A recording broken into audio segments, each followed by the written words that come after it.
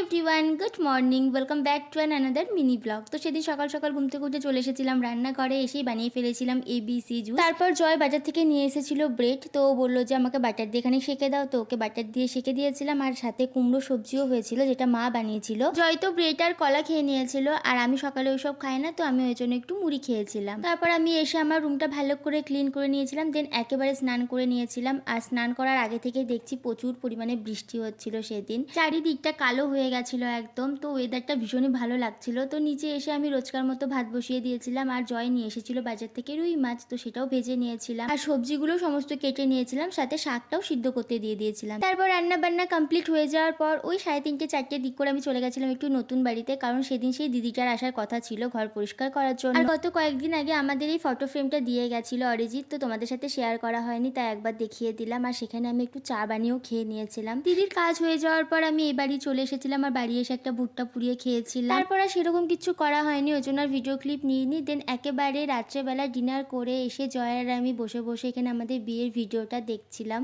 তো এইভাবে কাটলো আমার দিনটা। তোমাদের ভিডিওটা কেমন লাগলো অবশ্যই কমেন্ট সেকশনে জানিও, ভালো লাগলে লাইক করে দিও। বাই।